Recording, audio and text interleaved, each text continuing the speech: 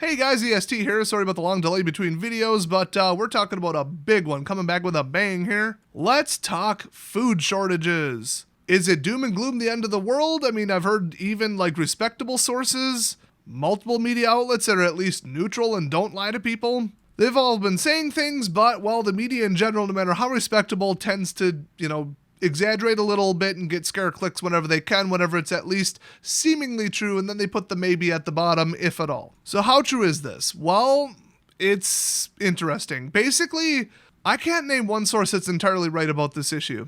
A lot of them just take one angle, write an easy article, and it's got a scary headlines, people click on it, and it's correct, but it's not the full story.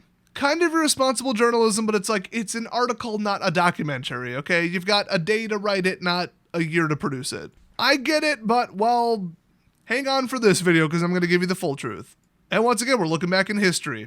So just typing like food shortage riot into a news search, news aggregators, multiple places, you get Shanghai, Pakistan, Peru, Iraq, Sri Lanka, South Africa. Well, let's talk about South Africa because like that's the one where, the picture really caught my view. So I headed over to the site and saw this crazy thing of like a guy with a shotgun telling people to get out of the grocery store when like hundreds of people piled out still carrying stuff, and holy cow.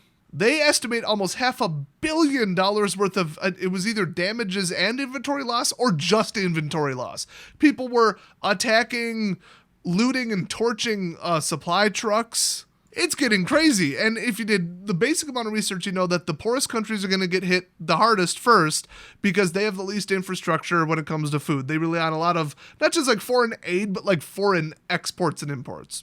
Could be the food itself. It could be certain oils. It could be stuff they can't grow there.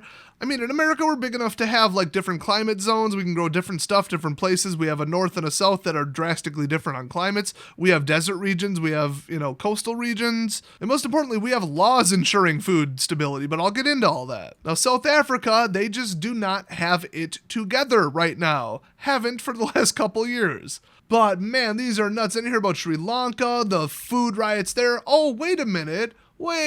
Turns out, who would have thought NPR and CNN aren't telling the full truth? Whoever would have thought? Sri Lanka, the food protests, you could probably hear the double quotes. I'm doing them really close to the mic. I'm feeling them at you. Can you feel the double quotes? They're mostly all protesting because of power blackouts, bad government. They are pissed at their current government. The economic crisis, the lockdowns, the curfews, and energy, oil, fuel, and food prices. And they have almost no supporting evidence between the two articles that say anything involving food. But it's, the food shortage, worldwide food shortage. Now, is it real? It's yes and no, and also neither of those because it's more complicated than that. So that's what I'm going to break down in this video. This is going to be some really good information. We're going deep on this one. So you might think, man, I just went to Google News and typed in a search term, and yeah, these multiple articles about the food shortage riots in South Africa and all the grocery store looting. Wow, it's getting wild. First of all, don't go to Google unless you're going there just to like see what the misinformation of the narrative is, or like generally what's going on and you're not going to take everything on face value, just saying. And secondly, all of those articles were from July 2021. It is currently April 2022. Why are those showing up in like the top 10 results? It's because they want to scare you. They want to get, they want to push a narrative. They want to all push their little theme that they've all settled on, whatever the liberal talking points are. And they all get on the same page and say, yes, we need to scare people about this so that we can do this. So it's all fake, right? Let me throw another number at you. And this one is confirmed. If you're not familiar with gardening and fertilizer, first of all, go watch my crash course gardening videos because it may become relevant this year.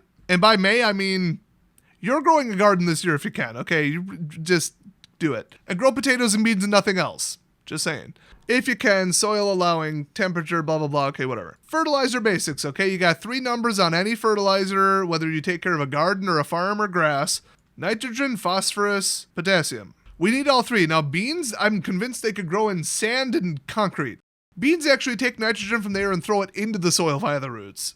They're called fixer plants versus feeder plants. Now, big feeders, heavy feeders as they call them, potatoes, corn, really big stuff, big leaves, big calorie counts, big fruit, big roots, big anything. So you need a lot of fertilizer to either grow the veggies and eat them or feed the veggies to other animals that you eat. So let me just read this direct from the U.S. Bureau of Labor Statistics. The United States imported more than 50% of U.S. nitrogen supplies and 85% of U.S. potassium supplies, making these fertilizer imports especially important for U.S. crop production. Well, that's not good. Now, I heard, the U.S. gets 90% of its fertilizer from Russia. That's, if you believe that on its face, quite honestly, you're an idiot. First of all, the U.S. has very, very strict laws, though every year for the last 30 at least that I know of, they seem to get less strict, but they've had food security laws going back to I don't know, the 1910s or something ridiculous like that.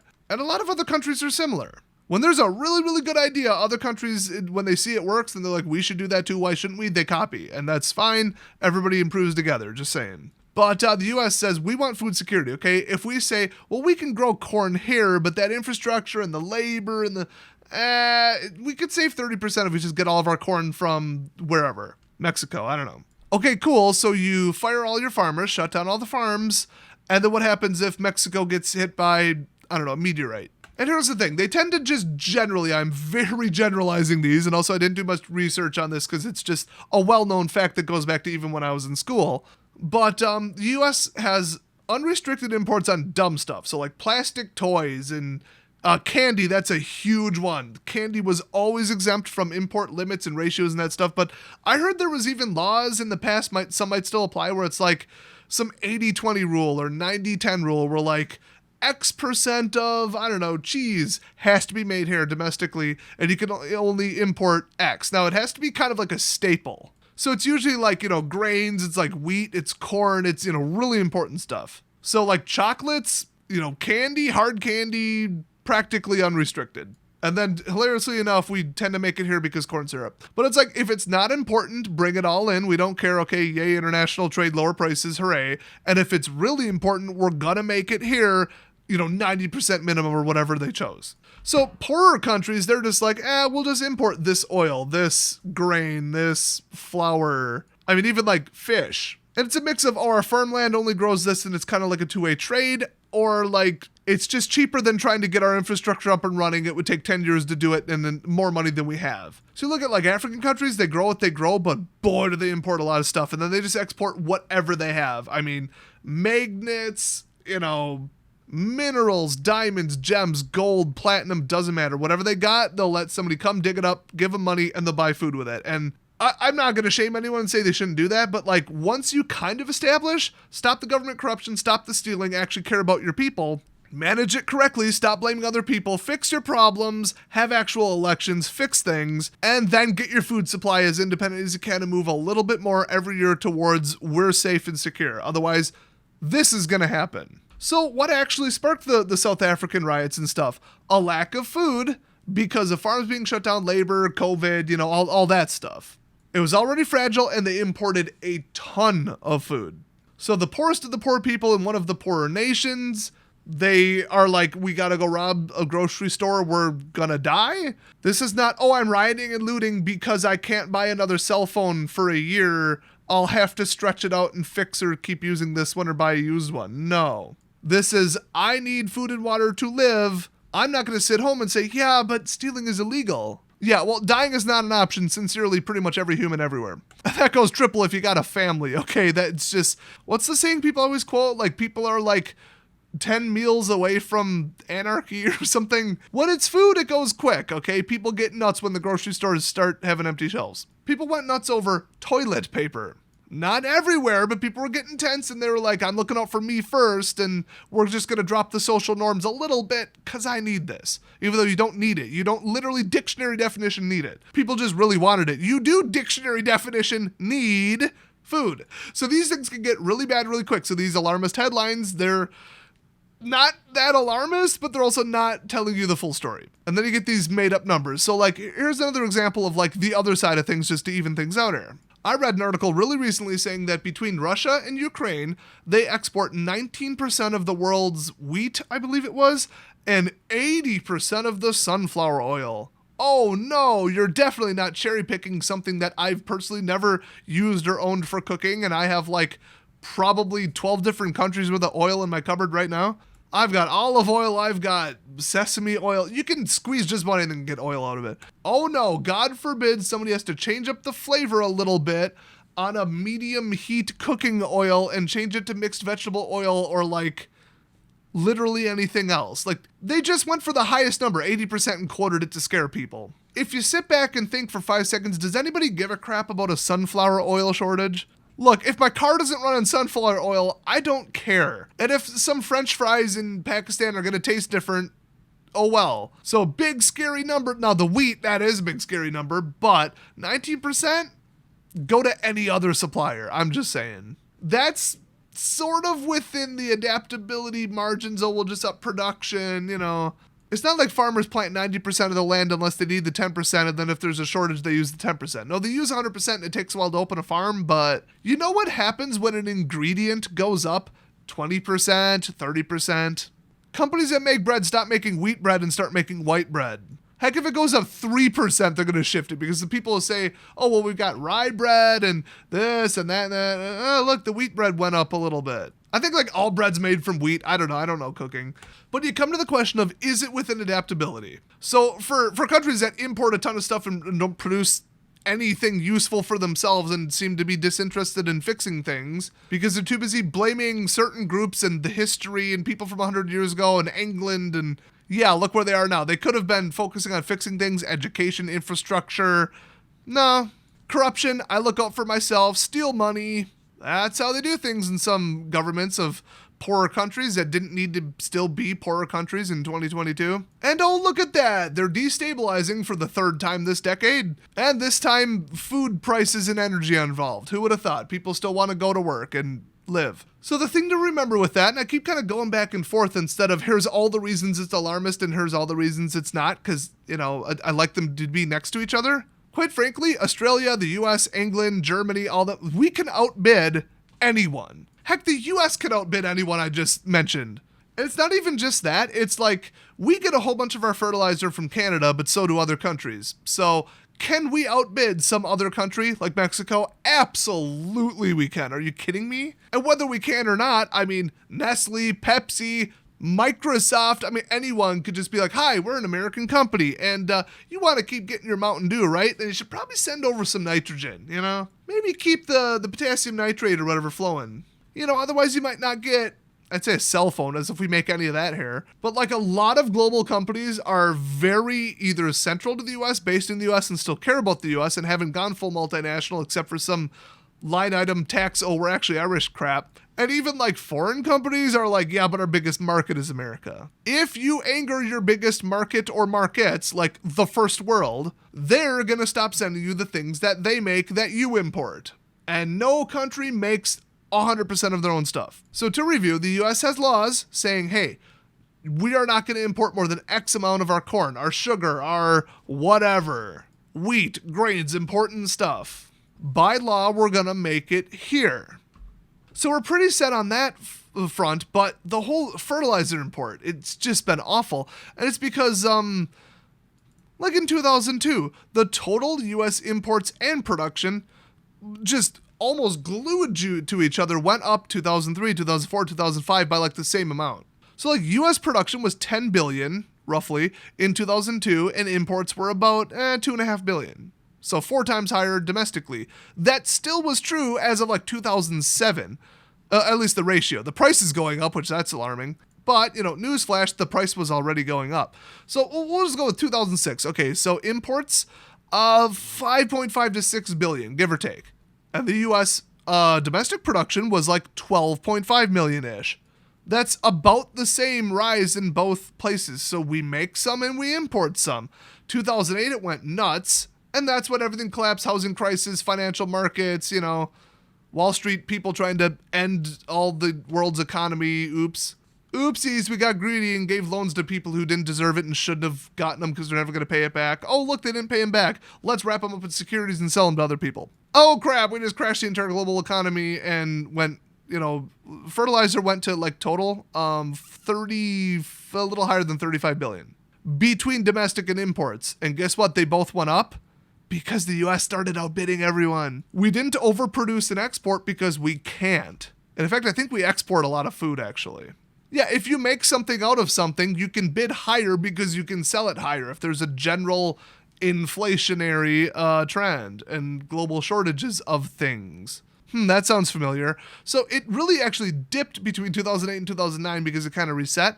And then 2011, it's almost back up to the same dang thing. And that's the last thing I had numbers for. So yeah, 2011, right around 24.5 billion roughly. I'm trying to read a graph. These aren't hard numbers, but and the imports were about maybe 13 billion. So they're all going up, but they're going up together. It's more of a global thing. And when the price goes up, we just outbid everybody and keep importing the same amount just for a higher dollar amount. Now, why is that? I look at the next graph. You watch import fertilizer go up and down, and you watch export corn go up and down almost right along with it between 2007 and 2013. What did I just say about raw materials versus the stuff you make with the raw materials going up? So this article was from May 10th, 2013. And it was about the rising price of fertilizer and growing demand, but it's exports, so it's not like the money ain't coming in along with it, so it's not the end of the world, but it's just generally bad. So historically, like 2008, the last massive financial disruption, we just outbid everybody. Guess what? Without even looking, I can tell you, so did all the other first world countries. Oh, and by the way, 40% of all land in the US, which is about 900 billion acres, I think, somewhere in that neighborhood, is farmland. So with the whole like food import ban thing, why the heck are we importing? Let me just repeat this. 50% of U.S. nitrogen supplies and 85% of U.S. potassium supplies are imported, making these fertilizer imports especially important for U.S. crop production. So we can't import the food, we make it here, but then the things we need to make it here, we import. You want to talk about corruption and slipping on things where, oh, everything's fine. And then another year, everything's fine. Another year, everything's fine. A decade later, everything's still fine. Yeah, let's loosen it. Let's lobby the right politicians, and I want that cheap Russian nitrogen.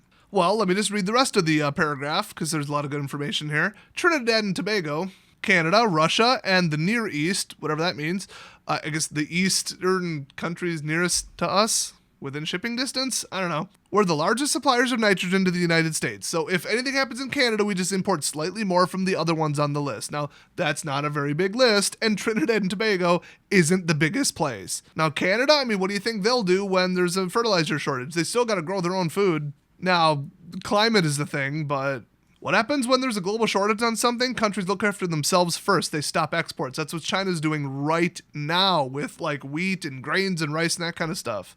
They used to export, they're just cutting it off and saying, no, we're gonna hoard it. Also, if we can, we're gonna import it. They're in full-blown throw your money and influence around, cover your butt, look out for yourself mode early.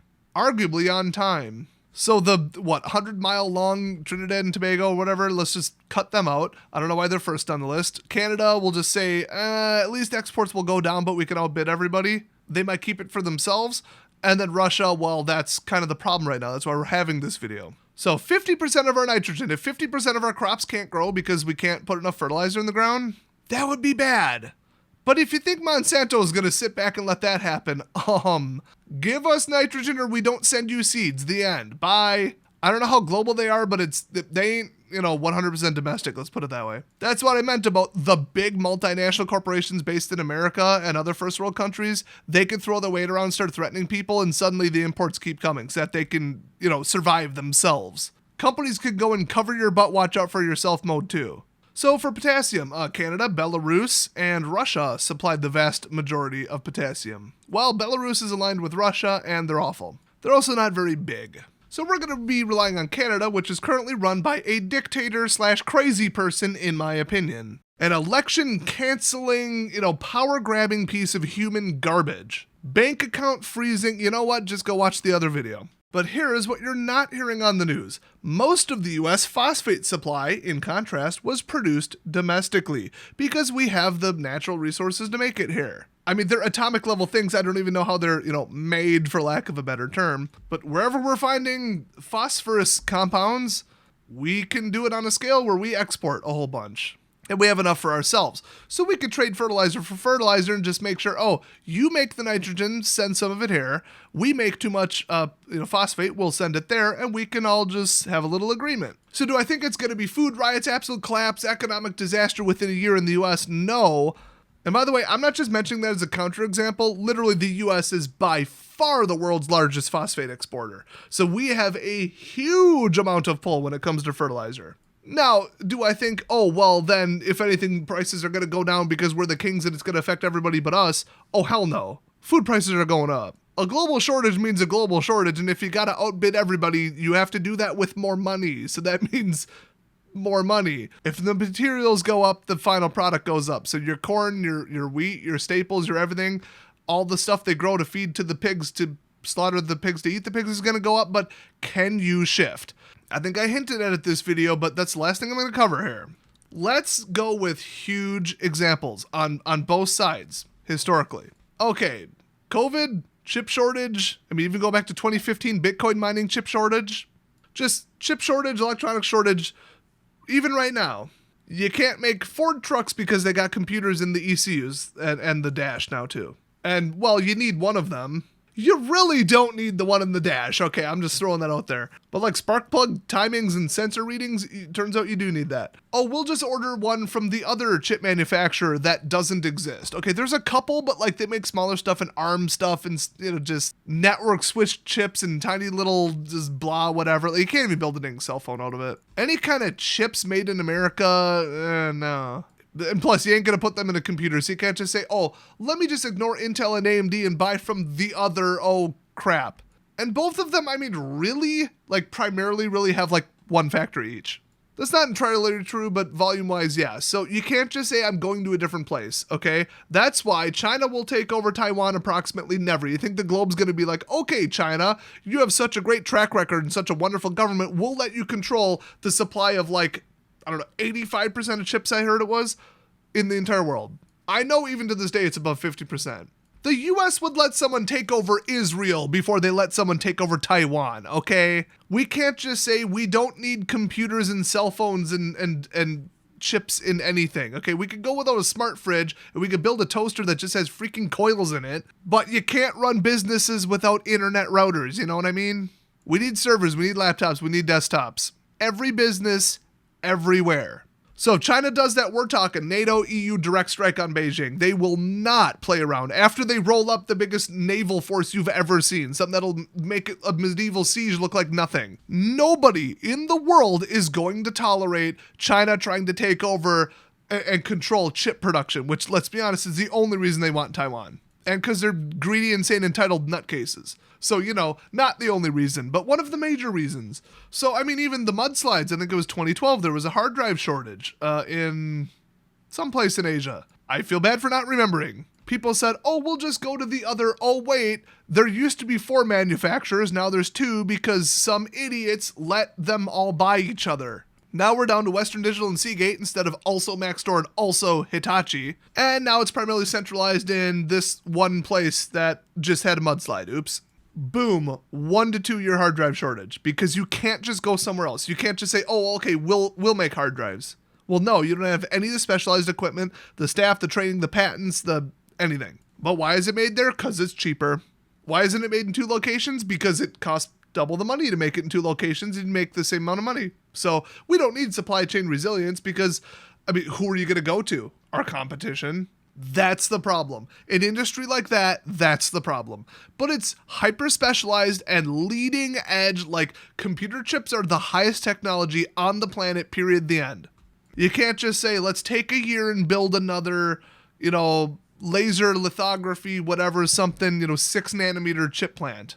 I say that because, well, they are doing that right now. Intel's putting one in Ohio, I think it is, and they're going for Germany, I think one other place, because they've learned their lesson. Also, AMD is absolutely kicking them in the nuts right now economically, and that's hilarious. So, zero adaptability. And I wanted to go into much detail because it's like the why, the history, similar examples, all that. So we got that example. That's the adaptability of that market, and that supply is zero or darn close to it. So Intel is spreading out finally because they were basically forced to for their own survival, and governments are like giving them free money to do it. Like the US government is giving them billions to build one domestically. But I think just that plant, I believe, was $88 billion.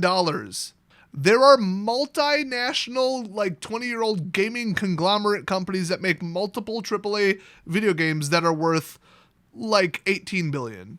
So spending 88 billion on one building is a lot. I can't even stress that enough, okay? And all it took was 3 to 4 years of a chip shortage on and off that's getting even worse and worse and worse, and then every manufacturer and every government putting pressure on them, and then also handing out free money to them. That's all it took. Oh my gosh, anyway, you can tell I work in IT, really stressed that one. Let's go with the opposite. In this one, there's a lot less to it, but COVID. About a year or two ago, I think a place that makes cotton medical grade filter masks opened up down the street from me. Now, let me just say, with where I live, that's kind of weird. It's cotton, you need a pressure stamper.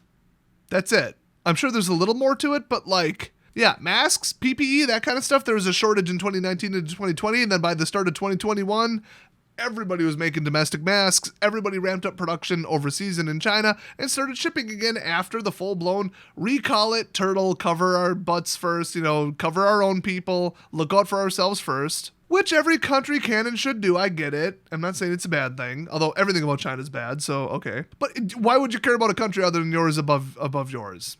Just saying. But the big one, I looked up how you make hand sanitizer-based alcohol molecules, and I looked it up on Wikipedia, and the process, with even my limited knowledge of like chemistry and stuff, I was like, we're screwed. You can't just do that.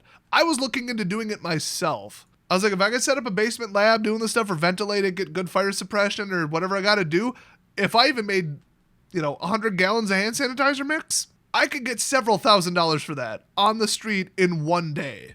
Well, it turns out a bunch of places with a lot of equipment, breweries onto like chemical plants onto everybody. I'm sure, the major chemical plants were like, oh, we can do this. But like I said, breweries, restaurants, like labs were like, oh, we have one of those. We have a, distilling machine into this and that. Give our engineers and stuff. We just got to move stuff around and plan stuff, test stuff. Give us a couple weeks. And then literally months later, it wasn't like, hey, does sample A feel better on your hands or does sample B? One's a 72% mix. It was like, we're just going to wing it. So companies were just like, I hear money. And the money is telling me, make hand sanitizer. You're a hand sanitizer company now. The funny thing is, I think in late 2019, I heard a news story about how the only thing holding us back now was a shortage on aloe and vitamin E and that kind of stuff that you usually mix in and some of the thickeners. It was actually not the, isopropyl alcohol or whatever it is. That was the hard part. And the result was, well, let's just say 6 months ago, I cleaned out a CVS that had 100 bottles of hand sanitizer, not a very good brand, for 29 cents on just frickin' take it level of clearance. A grocery store near me got in pallets of it, and they're trying to move it at the half-gallon amount for 99 cents. It's kind of slimy, it's a bad mix, it needs improvement, but guess what? It's 64% and it gets the job done. And it doesn't smell terrible. I got some other stuff that I kind of regret. It does smell terrible. But they ramped that up so quick with the cotton masks and the alcohol because we know how to make alcohol. It's not hard. And what else do you need? Reconfigure your machines, retrain the staff. Okay, there's a week. And then get a plastic bottle and you already ship out stuff. You already have trucks. You already have, loading bays. America got so nuts with it that they over adapted and went on clearance, and then people went back to making whatever they normally make with that equipment. But the equipment was there, the raw materials scaled up. That's important. I don't know how that happened. And then plastic bottles. Oh no, even glass bottles. I mean, there's replacements. You can make PPE. You can make hand sanitizer. Plastic face shields. I mean, we do have plastic recyclers here in America. Some of them were starting to make it. People are 3D printing some of them. Some of the stores that were closing, I heard they took the acrylic off of the menu plates and then cut it up and made face shields out of it. And then made the visors out of wood, because what do we have in America? Wood. What do you have in your backyard? I don't know, whatever. Just make it out of something else. It's not hard to make certain stuff. It is hard to make hard drives, computer chips, and certain other unique things that are only made in 1 or 2 locations. So in the first example, they couldn't shift and they paid for it. There was no adaptation. And in the second one, in arguably under a year, upwards of a year and a half, Everyone everywhere shifted at an amazing speed, and all of a sudden, hand sanitizer was in overproduction and on clearance. Two completely different industries, but two very recent examples. So what are the implications with food, fertilizer, and farming? Can we or other countries adapt, shift, and domestically produce stuff and just make farming work when there's next to nothing coming out of Russia or Ukraine right now? Actually, let's talk about the other items first, because everybody's talking about food, but that's not the only thing we absolutely need right now coming out of that region. Well, I heard we get 90% of our, some medical lasers and chip making lasers, that's huge, like for the highest end CPUs, neon gas from Ukraine. I think I might have already mentioned that, but that's bad. We need Ukraine to keep giving us neon gas because neon gas is really hard to get. You got to get it from like caves or something, or like, I don't even, it's not just floating around in the air, and if it is, it's not in a density that you can capture. It's an inert, non-reactive noble gas. It's very difficult to get. And it's like, well, the world's helium supply, yeah, that's the US. It just works out that way. Like China, they do really strong magnets. They just got them in the ground somewhere and they dig them up. In the last 10 years, especially, we've been trying to source it from other places because you need those to make LCDs and other stuff and medical magnets and everything. But yeah, rare earth magnets, neodymium, like overwhelming majority comes from China. It almost single-handedly launched their economy. It's so significant. But it's just they have it and we don't. Nobody else does. It's rare. That's the rare part of the rare earth magnet name. But they're going to South America. I think Chile has some of it in the mountains. So, they're finally getting a clue and stop relying on China just because it's easy. It's cheaper. If we do it there, it'll be 10% more expensive, so nobody will buy from us. Businesses don't focus on supply chain stability unless they're smart enough to have been there before, I guess I would say. And not just top tier monopoly abuse and compete with everyone. Every dollar counts, level of aggressive. AKA the mega corporations. The Walmart style businesses, So I gave one example of we absolutely cannot adapt, this is a nightmare. And one example of we adapted so quickly it made my head spin. I can't believe this. Within like 6 months, we went from nothing to like, oh, now we all make hand sanitizer. They even kind of went overkill with it, and you can get masks anywhere now. So shifting, adjustability. And I believe I mentioned, like if one type of bread becomes more expensive, they'll just make a different type of bread and people be like, whatever. Or if there's a big shortage on bananas, people will be like, okay, I just won't have bananas. I'll just like, oh, a banana's now $3 a piece instead of 50 cents. I'll just go buy a mango. Or, oh no, giant coconut plague wipes out most of the world's coconuts. Oh no, I'll get a slightly different flavor of cake. Or like my coconut ice cream bar, I'll get a different one. And those are like unimportant, stupid, vapid crap. But if you're looking at like, well, even cars, like, oh, Volvo has a problem, we'll say. Well, you just, okay, I really wanted a Volvo. I'll just go buy anything else. Like I said, you can't do the computer chips and hard drives, but like a lot of other stuff, it'll shift. So you can't just say, it's the end of the world. We can't, and then insert, make whatever. Well, will they just adapt? Now, when it comes to food and food supply and entire countrywide and worldwide food supplies, not really. But remember what I said about the US outbidding everybody. Here's the thing that I'm surprised the lefty types at least aren't pushing, because I think because nobody wants to hear it. They probably are pushing it, but nobody's carrying the story because nobody wants to hear it. Well, if fertilizer gets more expensive, we grow slightly less crops. Let's just say this year, 10% less crops. I don't know, just making up a number. Because of fertilizer costs, availability, whatever. Well, then you eat the vegetables instead of eating the animals that eat the vegetables. It's really that simple. I'm no vegan hippie, save the world, I'm going to do it on a personal level. Okay, if you got rid of just concrete-related CO2, that's a higher number than every single car in the entire US combined, okay?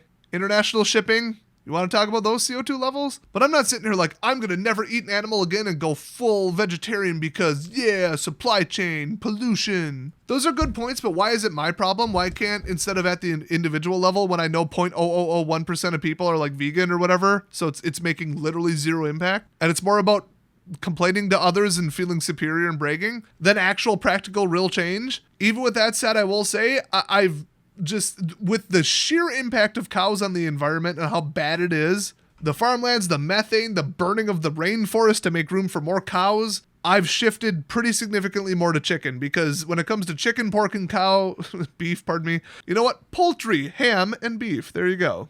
I don't have that strong of a preference between them. Meat is meat, and I'm going to make a dish, and it's about the sauce and the seasonings anyway. So honestly, chicken's a little easier to cook in my opinion, and I'm just better at cooking it. A lot of the rice dishes I make taste better without beef, and I can cook it faster. Tastes better frozen, you know what? Fine, I'll shift to chicken. Okay, whatever. So think about that. If the first thing to be cut off when we'll just say the U.S. drops 10% in feed grain production and corn syrup or whatever, okay, I'll eat less unhealthy corn syrup crap like desserts and just high fructose whatever, and leave it for like the normal stuff that you make with corn that's lower calorie and not a dessert or a sugary soda or whatever. Look, if diet is $1 a bottle and non-diet is $1.50 a bottle, guess what? Or even $2 or $3, we'll say. Yeah, people are going to be like, fine, I'll just drink that. I know people get really defensive about diet versus not, but you really should not be drinking just sugar water. So the first thing to go will be stupid desserts, candies, calorie-dense corn syrup, waste of everything in the food chain that's just making people fat. People will just be priced out of it, and they'll just go buy something cheaper that's low calories or something that's made with a more respectable, safe amount of corn syrup. Then when it comes to the feed grains, beef skyrockets, which we've already seen. People buy less beef, they buy chickens. Chickens, the amount of farmland it takes to make one chicken, or the amount of, grain to chicken meat ratio, all that stuff that you've seen. From my estimation, the US can make like 10 to 30% less feed grain and be fine. It's going to affect prices a little bit because corporations are very centralized and think they can get away with it more than actual shortages. And you didn't hear it from me, but some of them are paying for these news stories. Just saying, so that they can, legitimize their price increases that are not justified. But yeah, it's just, wheat went up, grain went up, feed grain went up. Cool, we're going to cut, 10% of our cows and we're going to raise chickens and pigs instead. Now, there's two reasons that the U.S. has so much beef. One, our farmland and our feed and our infrastructure and our climate and everything is more suited to raising cows than other countries. Okay, that's the truth, and the other side of the truth that you hear way more often is because we can. Because we have the infrastructure and the feed and the 40% farmland and the 9 billion or 900 billion acres, we can put, 2 tons of feed grain into a cow's mouth instead of our own. We can do it, so we do it, and we can do it cheaply. It's like half climate and half we have the infrastructure and the supply chain. But you know what we could do pretty quickly? Not do that. If beef becomes some kind of luxury thing, like have you seen like lamb and rabbit meat? Walleye? Salmon? Like some things are just expensive. So if beef goes up to $5 a pound for bad cuts, it'll just be this dumb luxury thing. And then companies will be like, well, we can't afford to make the cows because look what their feed costs, went up 20%. So we're just going to move over to chicken and pork. Just like the rest of the world, you just kind of scale it down. And then within a year or two, it should kind of normalize. But look what like McDonald's and Taco Bell especially have been caught doing. It's like 40% soy, 60% beef, and it still tastes like beef. Great, they did it because it's cheaper. And good for them. They mixed in a vegetable that still tastes like beef-ish. And unfortunately, unfermented soy has, that estrogen molecule kind of in it. I'm not even going to get into that. But, I've seen meat mixes and meatballs that are made with like 30% fava beans. And people are just like, oh, that kind of tastes interesting, but still good. If you can get away with it and put a veggie in it, do it. So we're probably going to see more of that. So when people say the U.S. food supply and the farming infrastructure and meat and the world food and all that, they can't adapt. Well, you can. You just shift away from the really wasteful, dumb stuff and shift the price way up. And then just stop making it. If there's one thing that adapts at like the speed of light, it is business profitability. Down to like the day level, not let's see what the next quarterly is. It's like, let's see what today's 24-hour fertilizer / feed shipment is. Oh, okay, we're going to shift our business now. Now, I don't think you can change a beef farm into a pork farm overnight, but it also doesn't take 10 years to build, a new factory. You know what I mean? So at this point in the video, if I were to summarize, are the food shortage things and the whole, the U.S. is going to see the worst food shortages ever and the whole world is going to collapse and it's all going to come down to food and everybody's going to devolve into throwing sticks at each other in the Walmart parking lot and wearing spikes on their kids' football pads and go full Mad Max end of the world over, over a war in Russia because nitrogen? I got news for you. It's not going to do nothing. It's not a completely made up story, but it's mostly going to affect the second and third world. And they already eat a lot of vegetables. They already eat a lot of rice. They already eat a lot of potatoes and very little meat. And if they do eat meat, they're going to shift down to vegetables.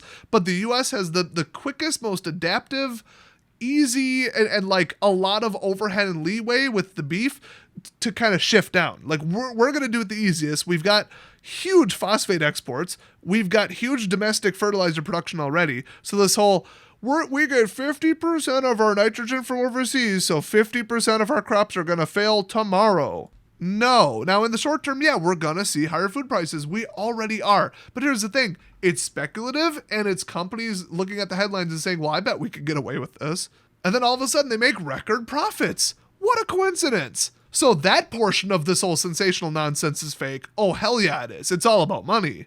But it is really factually happening, and for like the last 20 years, we have graphs, numbers, certified, internationally recognized, and verified to not be fake numbers of imports and exports of fertilizer and wheat and stuff. And yeah, Russia and Ukraine export a lot of stuff. That's why war is really inconvenient, and that's why every company from, Monsanto to Microsoft is saying, hey, we're not going to sell you anything. We're going to destroy your company, your country economically if you don't cut this crap out because we need what both of you produce. Like at the end of the day, they're not saying it, but they're saying it. Like they're just like, what you're doing is bad and morally wrong. As if giant corporations give a crap about what's morally wrong. What they're really saying is, hey, we need neon gas, fertilizer, and wheat. Cut this crap out or we'll come in and take it. Because corporations have the same, if not higher influence than actual governments now that they're multinational and they pay so high of taxes and are, have net worths above some European countries. So they all banded together, and it wasn't just bandwagon. It wasn't just virtue signaling. It wasn't just, oh, we just hate Putin this much. It's like, oh yeah, neon, and that goes in lasers, which goes into chip factories, which go into our tractors, which, oh yeah. Yeah, we're gonna right now stop selling you anything because we need that. That directly affects us. Sincerely, every single company that uses computers, every single company that uses like natural gas and oil to run anything, electricity, cars, that's what's really going on here. And if it gets bad enough, look at all of recorded human history. Every single war, with almost no exceptions, was over either religious beliefs or resources. It's actually the 3 R's. It's religion, resources, or really crazy dictators. Egomaniacal, but like, did Rome need more resources? No. Did Genghis Khan need more resources? I doubt it. So what happens when especially like oil and natural gas and other energy supplies are threatened? Wars, immediately. Wars with ridiculous, thin, questionable covers. And I am not just talking about the US. There have been like, what was it? Wasn't Rwanda that was all over farmland and water? And like people coming from a drought-ridden place and, oh, that was the Hutu, I think, but like whatever. It's like every year there's a war over resources.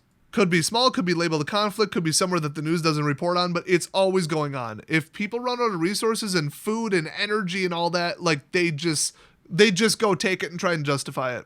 And if you think like the world police, the UN are going to come in and stop it, half the time it is those countries. That's why this whole Ukraine war thing, like I get it. It was the NATO, it was the cutoff of Russia, the bad treatment, and they felt cornered. I get it. And Putin's a jackass. I get that. But this is so unique because what did he possibly think was going to happen? That the whole world was going to be like, well, you don't export anything important, so we're going to say shame on you, but let it play out because we don't want to go over there and spend money because wars are expensive. So good luck with that. Putin will be damn lucky if every country on earth, if there's a food shortage for even 1 year, doesn't march over and just take the damn fertilizer, okay? With some BS reason or some, oh, well, we're, doing the world good and totally not just looting. We're not just securing supply lines. We're fixing Russia for the Russian people. Yay! But seriously, hand over that fertilizer. Grow some wheat and hand that over. Okay, Putin bad, feeding Russian people and giving them an economy back and buying their stuff again and exporting food so that Africa doesn't starve, good. There's not much wrong with that other than like, I'm coming over and taking this because I need it and I don't care if it's mine. Other than that, but see, that's what you have to watch out for because this can all blow up out of control. So even if the US is like, well, we're fine, you can't just turtle like that, okay? This ain't the 1700s. You can't go full North Korea because if you do, you get North Korea. You can't go full Cuba or you'll get Cuba. And those are pretty small countries, but like the US, that's just more mouths to feed. I'm like, yeah, we have dynamic, areas and climates and tons of resources and technology, but still. So what am I getting at here if you're not catching on? So second and third world countries all go to war with each other and just melt down and everybody starts killing each other and it's massive, just wars over shortages and total breakdown of society. in like Africa, South America, just wherever. Eastern Europe and Asia especially, like all the like poorer places that don't have very stable, balanced economies. So they'll be hit by this as other people outbid them on fertilizer and food. And then their people just start starving and everything collapses and it goes crazy. Total failed state level. I think it absolutely could get to that. Well, what happens when, okay, this country that make your, shopping bags, your Nikes, your tires, like stuff we need but isn't made in China. Like we're kind of trying to diversify and the labors in China is actually getting kind of expensive. So a lot of stuff's made in like Azerbaijan now, Kazakhstan. Egyptian cotton is still a thing. Like we get stuff from places, you know what I mean? So if those places start collapsing, it's like, well, there goes the majority of our supply of, shoes or like this one obscure thing or this one common but nice thing. And then it's just one after another until we're like, man, there's a shortage on like everything. Not a shortage, like we can't get it.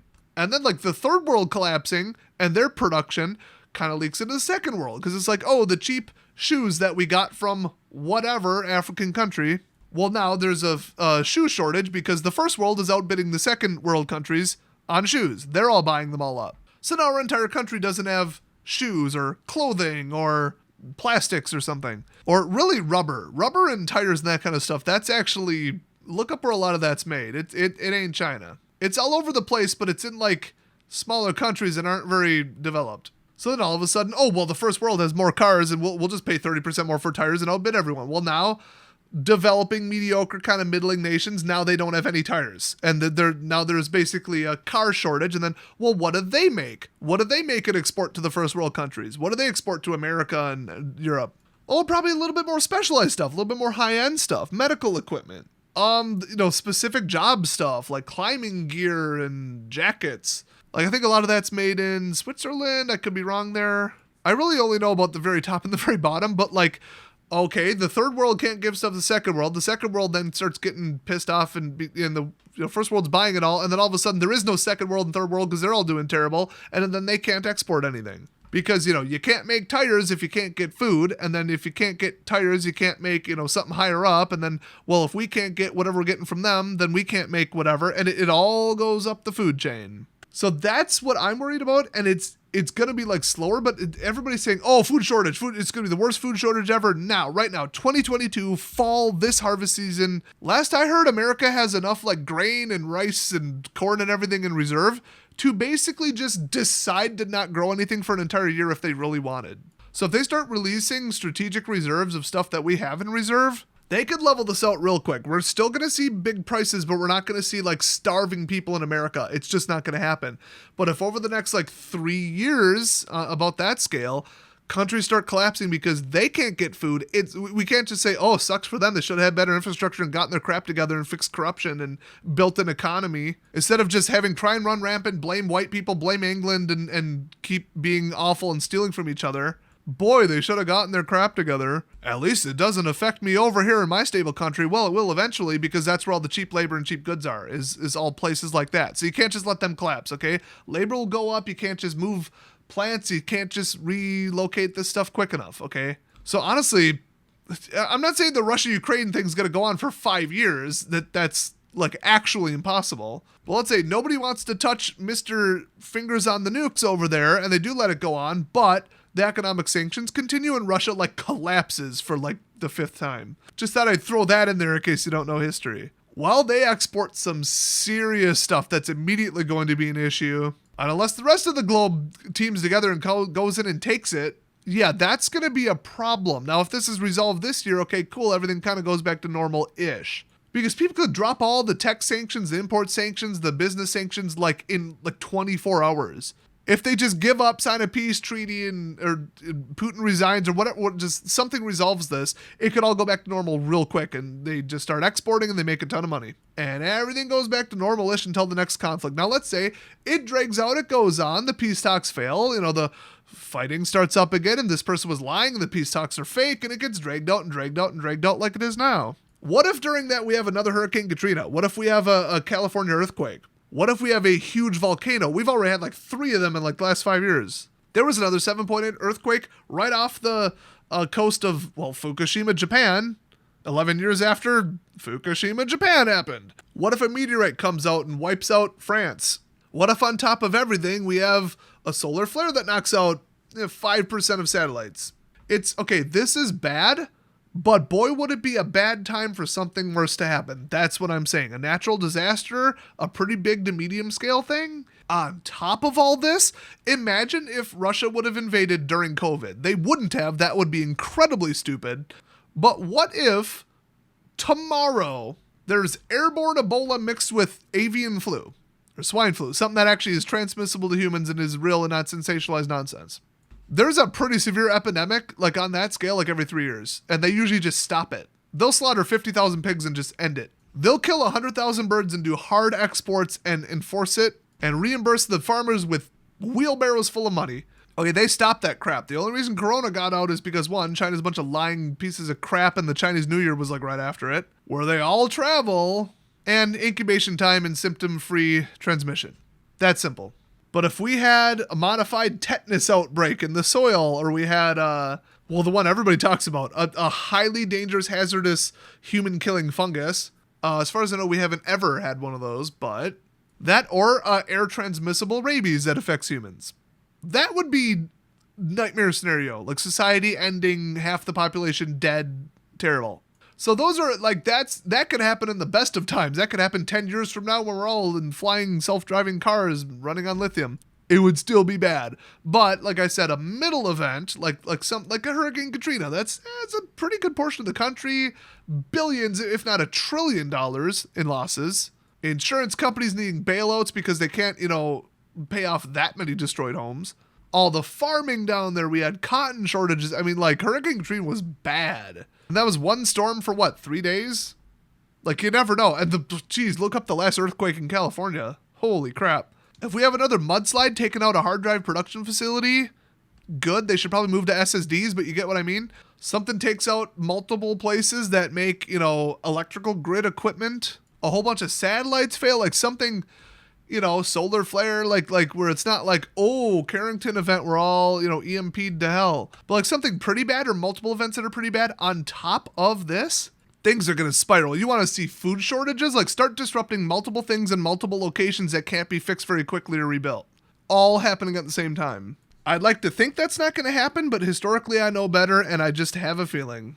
I don't usually report on my feelings, but it seems like even without the media bias and like, how they over-report gun crime and really like violent crime and gun crime is actually going down, they just report it more.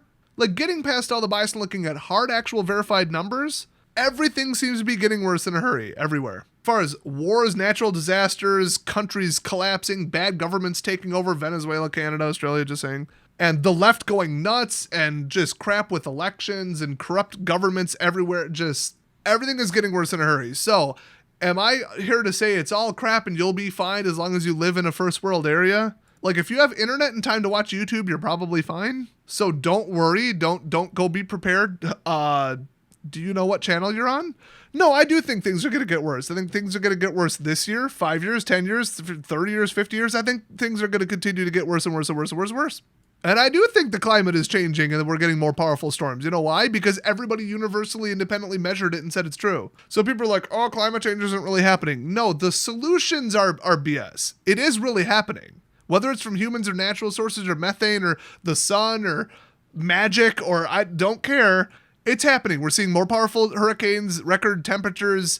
But the Democrats saying you need to vote for us because by 2014, Florida will be underwater. Yeah, they've been saying that for a while now. It's the whole never let a good tragedy go to waste and always lie to get what you want, okay? But beyond that, it is really happening. And the more we see hot weather and climate stuff and all that, but let me just remind you, the last year or two were El Nino and La Nina years. Every, 13 years on average when the climate goes crazy and there's crazy storms and everything? That's ending like right now. It's the ocean water migration thing. And they're saying we'll still record temperatures and this and that, whatever. They might be cherry picking, who knows, statistics, whatever. Because now it's pretty ingrained in the big corporations that want to get their way. But literally any grad student can look at, here's the volume of oil we burn. That would result in this many tons of gas. There is this much gas in the atmosphere. Let me do the numbers. Oh, yes. Yes, that amount of CO2 and methane is bad. So the whole buy a Prius or we're all going to die in 5 years, that's a load of crap. But Climate change is still happening. I don't care if you're like, no, it's not CO2 and it's all a myth. Oh, methane isn't as bad as you think. I don't know, maybe. If you want to blame it all on solar cycles, look at the measurements, look at the results. Look at the wind speeds. Look at the weather outside your own frickin' house. So if that's going to continue to get worse, would I feel good about food supplies for the next 5 years? No. But do I think a relatively small conflict between two countries over in Eastern Europe are going to end the entire world food supply? Not quite.